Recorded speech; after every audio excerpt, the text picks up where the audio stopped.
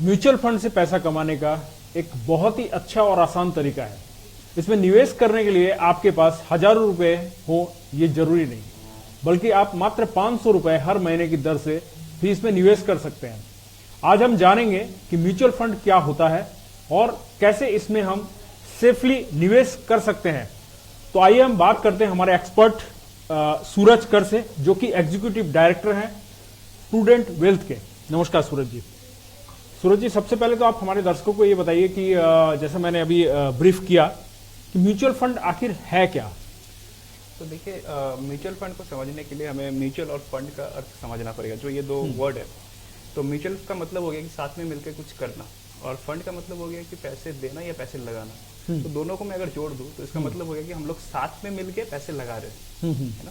तो ऐसा होगा कि मैं, आप और भी काफी सारे लोग मिलकर थोड़े थोड़े अमाउंट एक जगह पे पैसे देंगे। फिर उस पैसे को लेके जो एक फंड मैनेजर जो काफी एक्सपीरियंस एंड एक्सपर्ट होता है, उनका काफी क्वालिफिकेशन होता है, जैसे वो चार्टर अकाउंटेंट होते हैं या फिर सीएफए, तो वो उस पैसे को लेके हमारे बिहाफ में मार्केट में लगाएंगे। हो सकता है वो शेयर मार्केट में लगाए, हो सकता है वो डेट मार्केट में लगाए या फिर मनी मार्केट में लगाए। तो क्या हो गया, म्यूचुअल फंड एक निवेश करने का जरिया हो गया, जहां पे हम लोग जो इन्वेस्टर्स है, छोटे छोटे इन्वेस्टर्स है, हम लोग पैसे देंगे और उस पैसे को लेके एक एक्सपर्ट आगे मार्केट में उसको निवेश करेगा।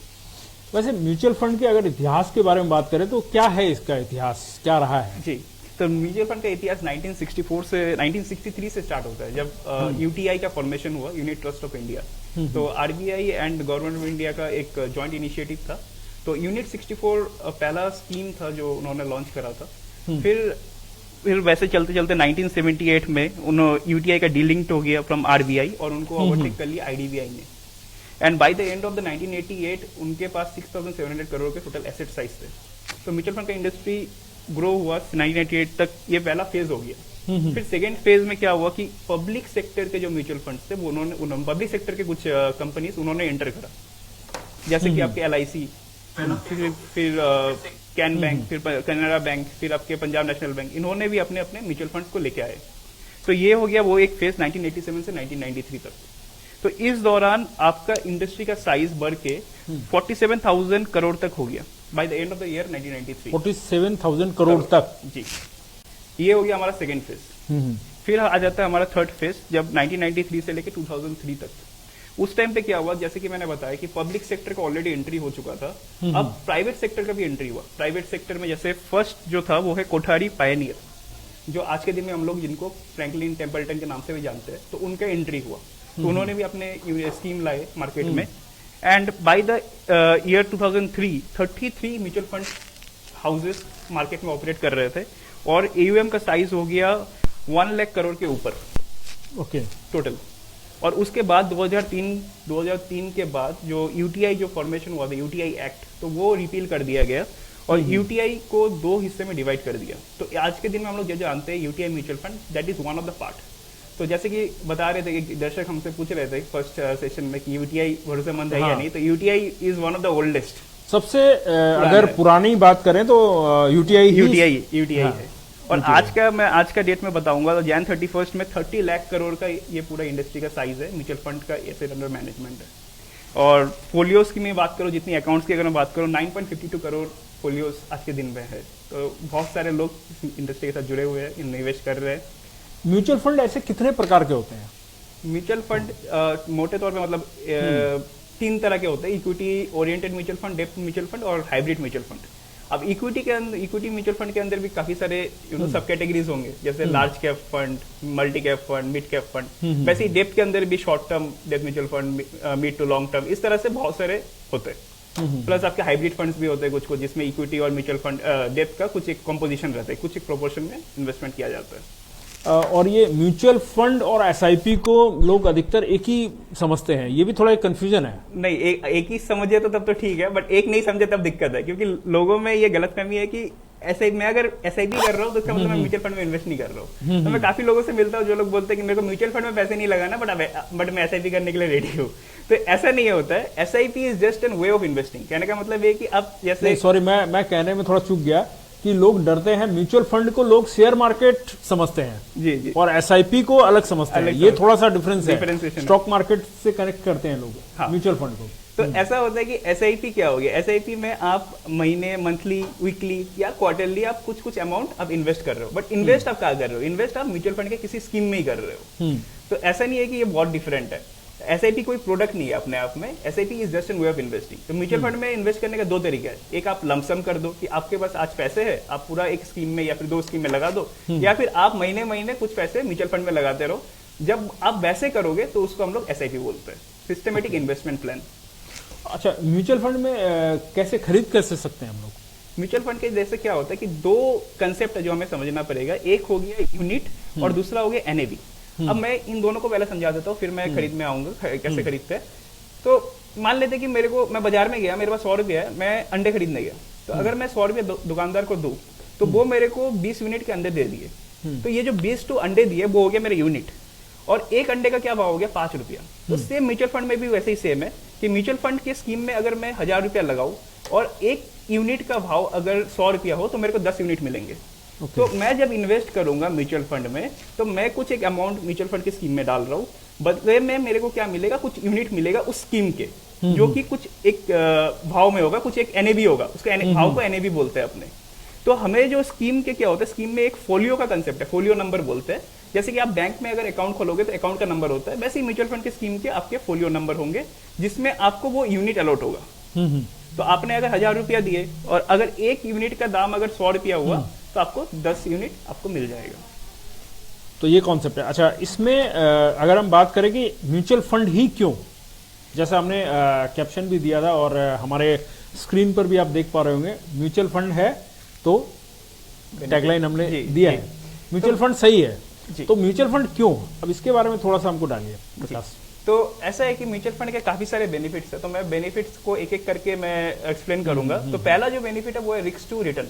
तो रिस्क टू रिटर्न कहने का अर्थात ये है कि आप अगर बाकी निवेश करने का जो इंस्ट्रूमेंट्स है, जैसे कि bank FD, RD, postal deposits, उनमें आप ऐसे नहीं बोल सकते कि भैया मेरे को ज्यादा रिस्क लेना है, आप मेरे को ज्यादा रिटर्न दे दो। ये वाला कंसेप्ट नहीं है। बट म्यूचुअल फंड में एक ऐसा जगह है जहां पे आपको जितना रिस्क लेना है उतना रिटर्न का आप एक्सपेक्ट कर सकते हो। तो आप अपने रिस्क एपेटाइट के हिसाब से आप इन्वेस्ट करोगे और आपको उसमें रिटर्न मिलेगा।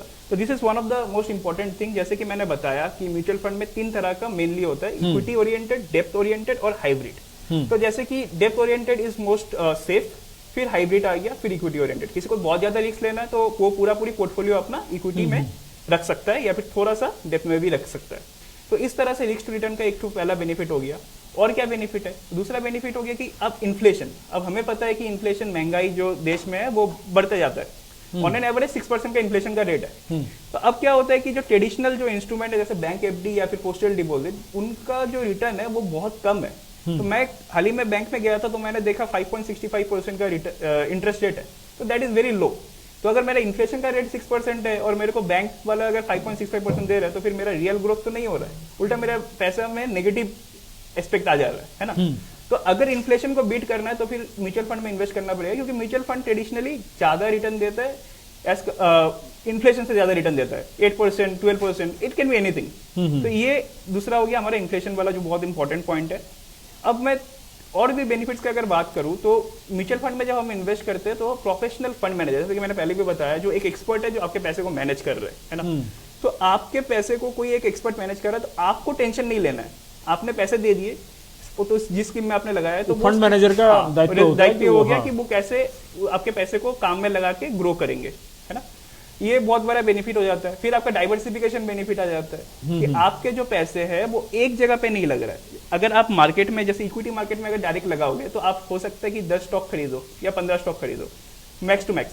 बट आपके पैसे जब म्यूचुअल फंड के थ्रू लग रहे हैं तो वो काफी सारे शेयर्स में लग रहे हैं या फिर डेथ मार्केट में लग रहे हैं। तो उससे क्या बेनिफिट होगा, जो डाइवर्सिफिकेशन बेनिफिट। तो एक कहावत है कि don't put all the eggs in one basket, है ना।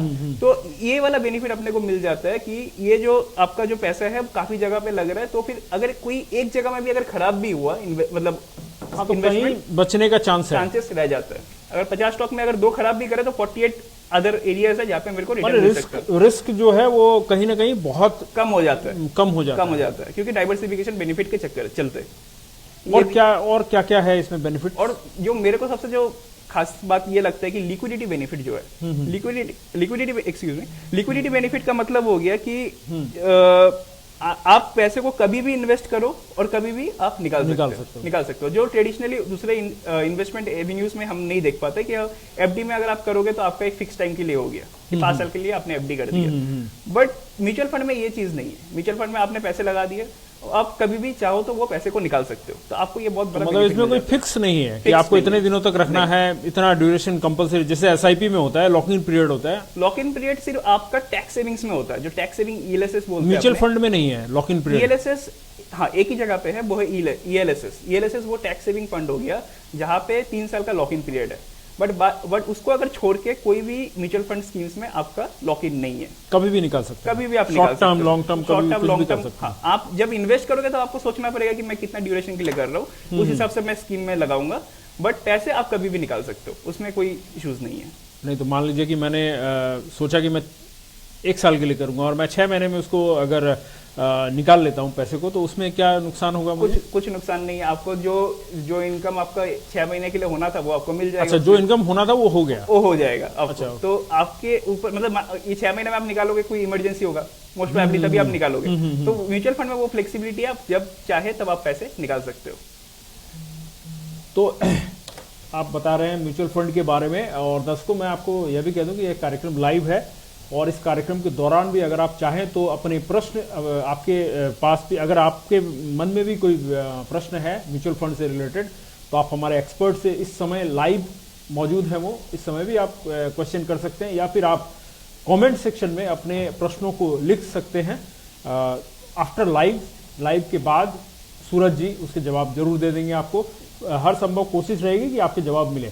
तो सूरज जी, इसमें टैक्स बेनिफिट्स को अगर लेना चाहे, जैसे आपने बात की, तो टैक्स बेनिफिट कैसे ले सकते हैं इसमें? देखिए, तो टैक्स बेनिफिट भी एक बहुत बड़ा फैक्टर हो गया म्यूचुअल फंड में इन्वेस्ट करने का। तो हमें पता है एटीसी जो बोलते हैं, एटीसी के अंदर इनकम टैक्स में डिडक्शन मिलता है हमें। तो ईएलएसएस में अगर हम लोग इन्वेस्ट करेंगे, ईएलएसएस का फुल फॉर्म हो गया इक्विटी लिंक्ड सेविंग स्कीम। तो म्यूचुअल फंड की जो ये टाइप की जो स्कीम है, अगर हम अगर इनमें इन्वेस्ट करते हैं तो हमें डिडक्शन मिलता है। तो अप टू 1,50,000 का हमें डिडक्शन मिल जाएगा, जिससे अगर कोई हायर इनकम टैक्स के स्लैब में होगा तो 46,800 तक का टैक्स बच सकता है अगर हम लोग इसमें इन्वेस्ट करेंगे। बस हाँ, एक ही शर्त है कि आपको 3 साल के लिए आपका लॉक इन रहेगा ये में। हाँ, 3 साल के लिए।